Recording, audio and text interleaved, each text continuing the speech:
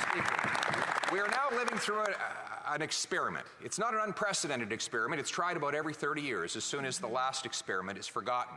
It's the idea that the government, if a government sees something that moves, they tax it. If it keeps moving, they regulate it. If it stops moving, they subsidize it. This is, of course, a quote I take from a famous American president who took the opposite approach. But it is the approach that we're living with right now. What are the results of a government that interferes to block Canadians from building things for themselves and then tries to subsidize that very building after the fact? The result is that the cost of everything is rising. The cost of government is driving up the cost of living.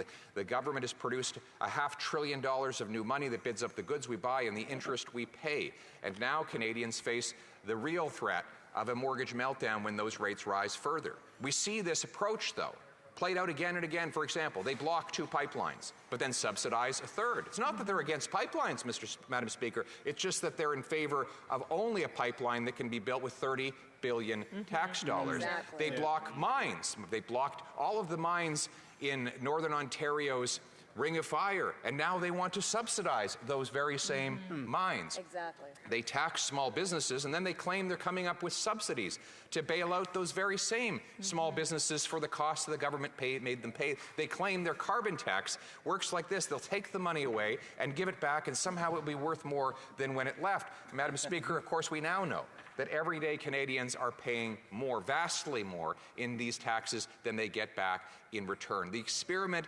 fails. Every 30 years or so it happens, and it's only allowed to happen because there's been enough time passing for people to forget its logical outcome. Yes. But the logical way out of it is to take exactly the opposite approach. Instead of taxing and blocking our industry and then subsidizing it, we should do neither. We should have real, sensible, streamlined rules that allow us to protect our environment and public safety, but allow our entrepreneurs, investors, industrialists to get things done. And that's what we will do when I'm Prime Minister. Let's set some wonderful, ambitious goals. Why don't we make the goal that instead of being the second slowest in the OECD to grant a building permit, why can't we be the fastest place to grant a building permit anywhere in the OECD? Why can't we approve a mine or a small modular nuclear reactor in 2 or 3 years rather than in 25 years? What do we learn in years 23, 24, and 25 that we could not have learned in years 1, 2, and 3 of these projects? Why don't we incentivize our municipalities to do what some are trying their very best to do? For example, the mayor of Walkerton just streamlined and sped up the approval of housing so that he could bring 3 60-unit apartment blocks in several months. In the Great Squamish people of Vancouver, right inside the city, don't have to follow Vancouver's bureaucratic rules because they control their own land.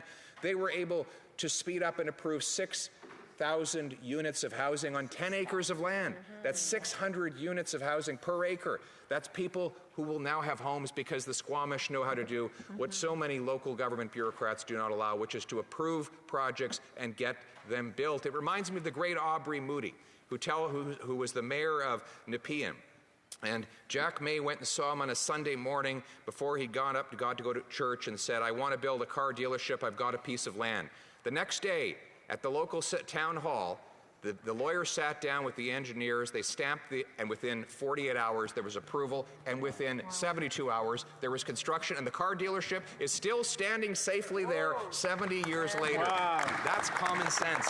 And in that way, we can build homes that people can afford, build businesses that pay higher paychecks, lower the burden of tax on the backs of the hardworking people, let them bring home more of their paychecks. That is the purpose of our government. It is to make Canada work for the people who do the work by bringing home lower costs, by eliminating the carbon tax and the inflationary deficits, bringing home powerful paychecks with lower taxes that reward hard work, and by removing gatekeepers to build homes and to allow First Nations to develop their economies and our people to develop their own industry, bringing homes people can afford, by removing gatekeepers, freeing up land, speeding up permits to build, bringing homes, safe streets for our people, with consequences for repeat violent offenders, not by targeting our lawful firearms owners, and bringing home our freedom again by eliminating the censorship and the centralized control control that this government has attempted to impose on the people. So in other words, when we say bring it home, it means using this House to bring home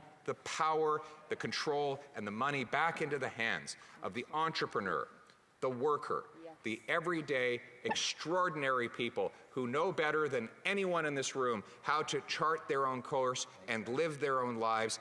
It's common sense. It's the common sense of the common people, united for our common home, your home, my home, our home. Let's bring it home.